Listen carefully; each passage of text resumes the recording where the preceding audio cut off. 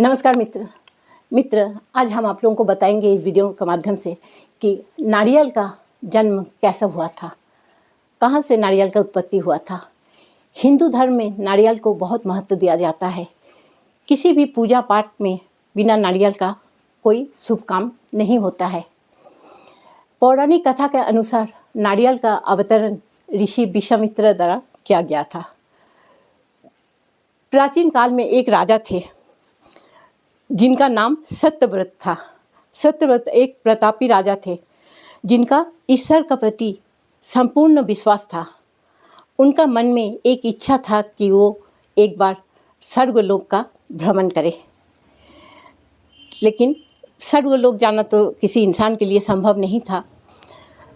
एक बार ऋषि विश्वामित्र ने तपस्या करने के लिए अपने घर परिवार को छोड़कर काफ़ी दूर निकल गए थे और लंबे समय तक वापस नहीं आए। उस समय पानी नहीं बरस रहा था और चारों तरफ सूखा पड़ने लग गया था और लोगों को खाना भी नहीं मिल रहा था।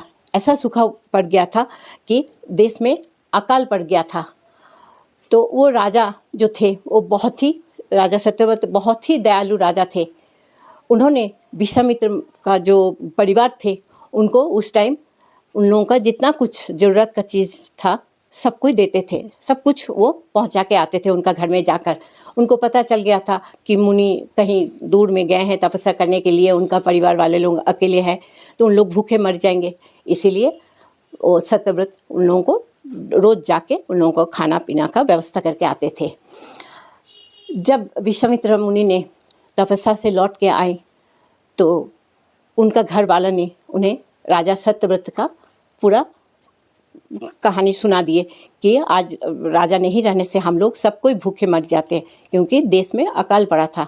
ये सुनकर विश्वामित्र मुनि बहुत खुश हो गए और सत्यव्रत को बुलाकर बोले, बोलो वत्स, तुम्हें क्या वरदान चाहिए? तुम मेरे परिवार के लिए इतना कुछ किए हो, हम उसके बदले में तुमको कुछ देना चाहते हैं। उनका बात सुनकर राजा सत्यव्रत बोले कि अगर आपको मुझे कुछ देना ही है तो मुझे एक बार आप स्वर्गलोक भेज दीजिए। मुझे स्वर्गलोक जाने का बहुत इच्छा है, लेकिन हमें मालूम नहीं है कि कैसे स्वर्गलोक हम जा पाएंगे। अपने परिवार का आभार मानते हुए ऋषि विश्वामित्र ने उन्हें स्वर्गलोक में तो भेज दिए, लेकिन जैसे ही स्वर्गलोक में पहुँचे वैसे ही वहाँ दरवाजे पर इंद्रदेव ने खड़े थे।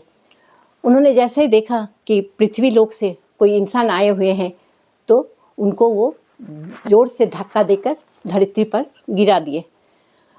तो राजा सत्यव्रत ने रोते हुए विश्वामित्र मुनि के पास गए और बोले कि देखिए गुरुजी, ऐसा ऐसा बात है, हम तो वहाँ गए थे लेकिन इंद्रदेव ने हमें वहाँ से धक्का देकर नीचे गिरा दिए।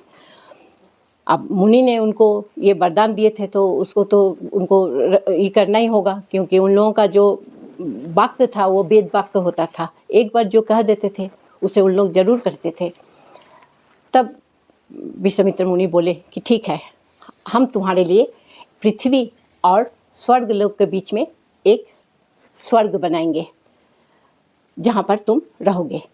ये कहकर विश्वामित्र मुनि ने एक पृथ्वी और स्वर्गलोक के बीच में एक स्वर्ग बनाए। लेकिन राजा सत्यव्रत को उस समय डर होने लगा कि अगर वहाँ से हमको इंद्रदेव ढकेल के फेंक दिए तो यहाँ कभी भी किसी भी आपदा आए, जोर से हवा आए तो हम तो गिर ही जा सकते हैं।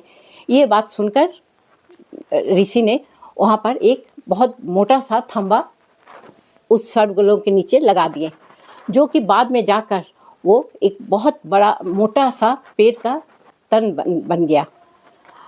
वही बाद में जाकर नारियल का पेड़ बना। और राजा सत्यव्रत का जो सर था वो उनका देहांत के बाद वो नारियल बन गया। इसीलिए देखिएगा नारियल का 2 आँख एक मुंह होता है। और नारियल का और एक नाम सत्यव्रत का नाम से ही जाना जाता है। ठीक है मित्र, अगर ये कहानी आप लोगों को अच्छा लगा तो ज़रूर सब्सक्राइब कीजिएगा, शेयर कीजिएगा। नमस्कार।